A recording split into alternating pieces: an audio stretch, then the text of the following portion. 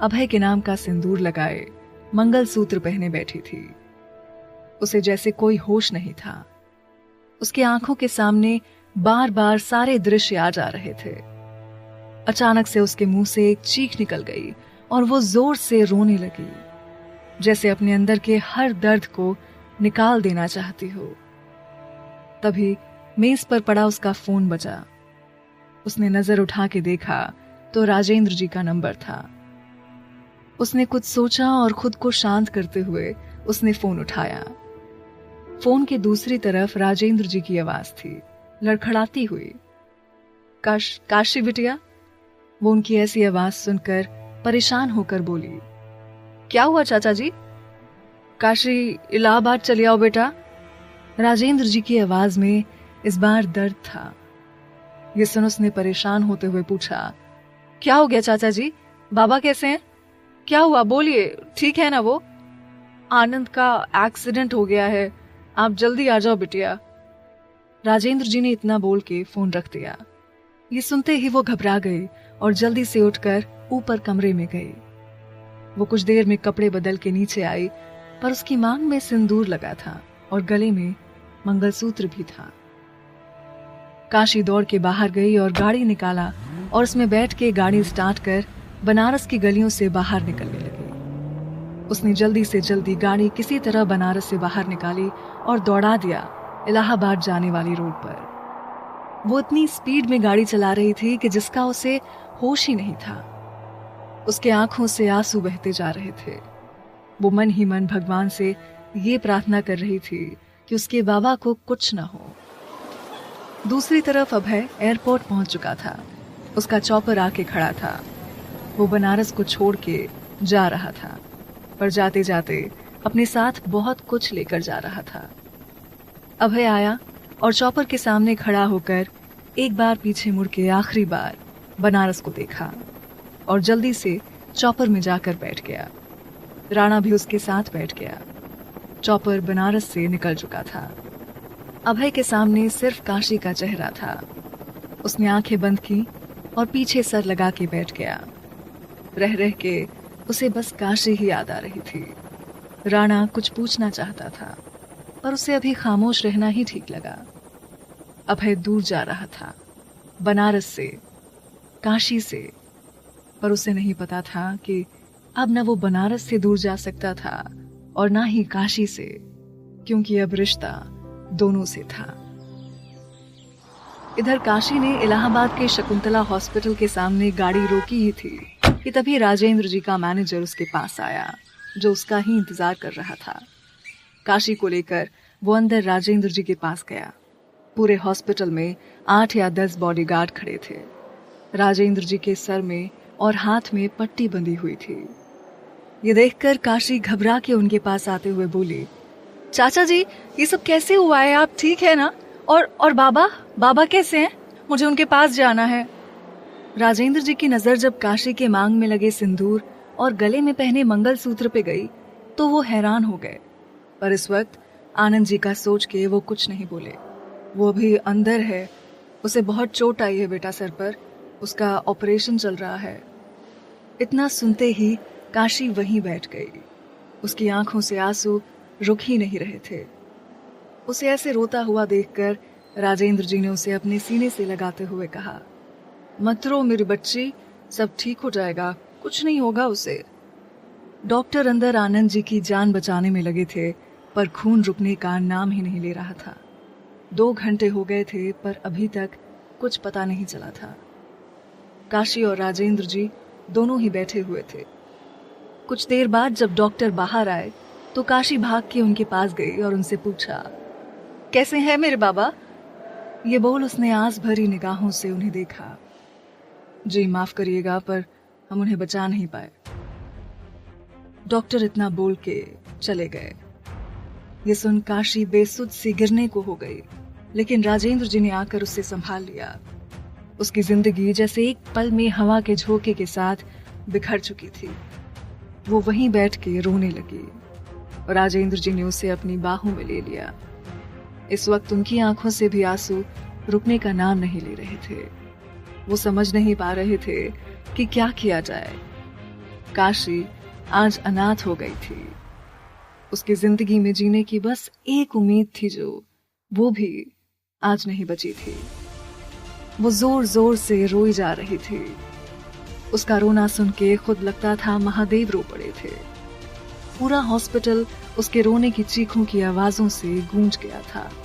राजेंद्र जी की बाहों में रोते रोते काशी बेहोश हो गई थी। उन्होंने जब ये देखा तो परेशान हो गए। उसे उठाया और पास के एक कमरे में ले जाकर बिस्तर पर लेटा दिया। राजेंद्र जी ने जल्दी से डॉक्टर को बुलाया। जब कुछ देर में डॉक्टर आए तो उन्होंने काशी को चेक कर कहा, कुछ नहीं, बस शॉक की वजह से बेहोश हो गई है। ये बोलकर उसने एक इंजेक्शन दिया उसे और उसका बीपी नाप के चले गए। राजेंद्र जी बाहर आए और वहीं रखी हुई बेंच पर बैठ गए। क्यों चला गया तू? अरे इस फूल सी बच्ची के बारे में तो सोचा होता। कैसे जिएगी ये? कैसे संभाल पाऊंगा मैं इस बच्ची को अकेले? राजेंद्र जी ये कहकर अपना मुंह अपने हाथों में छुपाकर रो पड़े। कुछ देर बाद नर्स एक पेपर लेकर आई। सर, इस पेपर पर साइन कर दीजिए ताकि हम आनंद जी का मृतक शरीर आपको दे सकें। ये बोलकर उसने पेपर उन्हें दे दिया। राजेंद्र जी पेपर लेकर उस पे साइन कर उसे वापस कर दिए। नर्स पेपर लेकर वहां से चली गई। राजेंद्र जी को जब वापस से काशी का ख्याल आया तो उन्होंने सोचा कि अब कैसे उसे संभालना है। वो काशी के पास गए, उसे देखा। उसकी मांग का सिंदूर, उसके गले का मंगलसूत्र देखकर वो बोले, कुछ तो हुआ है आपके साथ काशी बिटिया। ये सिंदूर, ये मंगलसूत्र कैसे और क्यों? पर उससे पहले आप ठीक हो जाएं, हमें और कुछ नहीं चाहिए। बाकी जो आप बोलेंगी वो होगा। आखिर सच्चाई क्या है इस सिंदूर की, वो आप ही बता सकती हैं। कुछ देर बाद काशी को होश आया। राजेंद्र जी उसके पास बैठे हुए थे। वो उठते के साथ ही अपने बाबा के बारे में पूछने लगी। राजेंद्र जी ने उसे संभाला और आनंद जी के मृतक शरीर के पास ले आए। काशी आनंद जी के शरीर को देख चीख कर रो पड़ी। राजेंद्र जी किसी तरह उसे शांत कराते हुए बोले, बेटा, आनंद के शरीर को बनारस लेके चलना है। उन्होंने जैसे ये कहा, काशी उनकी तरफ देखने लगी। उसकी आंखों से आंसू बहे जा रहे थे। आनंद जी के मृतक शरीर के साथ वो लोग बनारस के लिए रवाना हुए। काशी बस अपनी आगे की जिंदगी के बारे में सोचे जा रही थी और राजेंद्र जी उसे लेकर घबरा रहे थे। रात के करीब 12 बजे तक वो सब मणिकर्णिका घाट पहुंचे, जहां इस वक्त बहुत सारी चिताएं पहले से जल रही थीं। मणिकर्णिका घाट आज भी अहर्निश दाह संस्कार होते हैं। यहाँ पर संस्कार की अग्नि कभी नहीं बुझती है। यहाँ सुबह से शाम तक चिता की अग्नि जलती रहती है। रात के वक्त भी चिता की अग्नि की रोशनी से ही ये सारा घाट रोशन रहता है। नजदीक में बनारस की आद्य शक्ति पीठ विशालाक्षी जी का मंदिर विराजमान है। एक मान्यता के अनुसार स्वयं यहाँ आने वाले मृत शरीर के कानों में तारक मंत्र का उपदेश देते हैं एवं मोक्ष प्रदान करते हैं। इस वक्त काशी मणिकर्णिका घाट पर दूर खड़ी चिताओं को जलते हुए देख रही थी।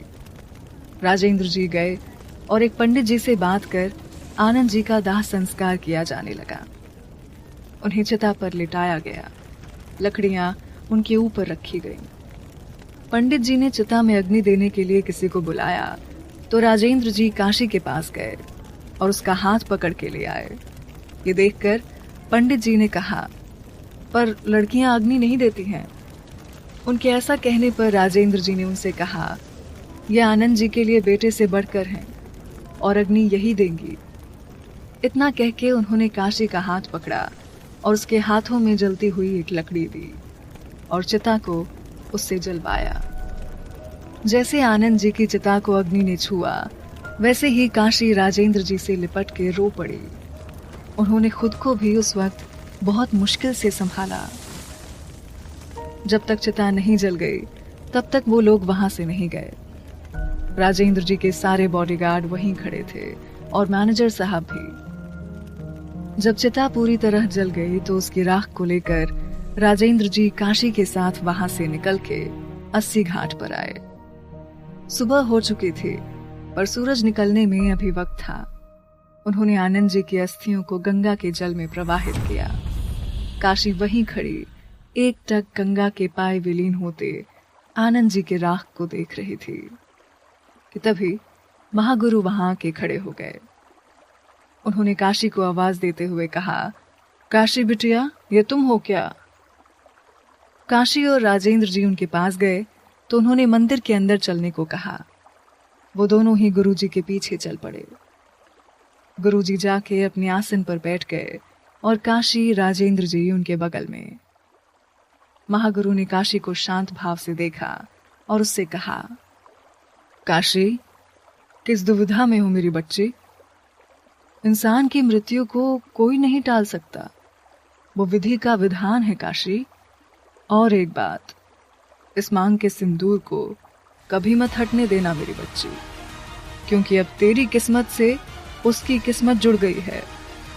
जिंदगी में बहुत उतार चढ़ाव आएंगे, पर हमें पता है कि हमारी काशी बहुत बहादुर है और वो सब ठीक करेगी। गुरुजी के कहने पर काशी उन्हें बस देखे जा रही थी। उसके मन में बहुत से सवाल थे, पर गुरुजी के ऐसे कहने पर वो खुद को शांत कर चुकी थी और कुछ चीजों को वक्त को सौंप चुकी थी। काशी कुछ देर वहीं बैठी रही, आंखें बंद करके। राजेंद्र जी को लेकर गुरुजी मंदिर की सीढ़ियों पर आ गए। राजेंद्र, काशी की जिम्मेदारी अब आपकी है। बस ये समझ लीजिए कि उसके एक पिता का हाथ छूटा है तो दूसरे पिता के साए में आज वो आई है। आपको अब काशी का पिता बनके उसे संभालना होगा और उससे उसकी शादी के बारे में कुछ मत पूछना। जब वो बताए तो सुन लेना। बस इतना जान लो, इसके आगे का सफर कठिन होगा, पर कुछ वक्त बाद सब ठीक होगा। इसे इसका हक खुद वो देगा, क्योंकि वो जहां होगा तड़प रहा होगा। काशी को अब अपने साथ यहां से ले जाओ और एक नई जिंदगी दो। गुरुजी के कहने पर राजेंद्र जी काशी के पास आए और उससे बोले, चलो काशी। उनकी बात सुन काशी उठी और गुरुजी के चरण छू वहां से राजेंद्र जी के साथ निकल गई। जाते हुए काशी आके घाट पर खड़ी हुई। उसे ऐसे घाट पर खड़ा हुआ देखकर राजेंद्र जी ने उससे कहा, काशी, आप हमारे साथ इंदौर चल रही हैं। अब आप हमारे साथ रहेंगी। ना मत कहना मेरी बच्ची, आपको मेरे दोस्त की कसम। ये सुन उसने बस हाँ में सर हिला दिया। वैसे भी अब उसका बनारस में रहने का कोई मतलब नहीं था। कौन था उसका यहां पर? उसने राजेंद्र जी के साथ जाना ही सही समझा। काशी आंखों में आंसू लिए खड़ी थी। आज वो आखिरी बार बनारस की सुबह देख रही थी। काशी ने जाने से पहले शालिनी को मैसेज करके सब बता दिया था। फिर राजेंद्र जी उसे लेकर एयरपोर्ट पहुंचे। वहां उनका खुद का प्लेन खड़ा था। वो सबके साथ बैठे और बनारस से निकल गए। काशी बनारस को छोड़ चुकी थी। उसे रह रह के आनंद जी के साथ बिताए वक्त याद आ रहे थे। काशी वो जगह छोड़ के जा रही थी जहां वो पैदा हुई, जहां बड़ी हुई, जहां की हवाओं में भी उसकी आवाजें गूंजी हुई थीं। आज वो वहां से दूर जा रही थी। दूसरी तरफ अभय अपने महल पहुंच चुका था। जब से वो बनारस से आया था उसे वहां अच्छा नहीं लग रहा था। वो बेचैन था। उसे समझ नहीं आ रहा था कि ये सब क्यों है। उसे रह रह के काशी की याद आ रही थी। उसने फोन उठाया और किसी को फोन किया। फोन उठते ही दूसरी तरफ से आवाज आई, जी सर। अभय ने बस एक ठंडी आवाज में इतना ही पूछा, कैसी हैं वो? सर, उनके पिता की मृत्यु हो गई एक एक्सीडेंट में। वो बनारस को हमेशा के लिए छोड़ के चली गई, राजा राजेंद्र जी के साथ। राजा सा के साथ? तुम इंदौर जाओ और देखो, शायद महल में ही होंगे। ये कहकर अभय ने फोन रख दिया। वो अपने कमरे में बनी बड़ी सी बालकनी में आके खड़ा हो गया। उसकी आंखें नम थीं। उसने फोन लिया और लंदन जाने के लिए टिकट बुक करा ली। मैं आपसे दूर रहना चाहता हूं बस।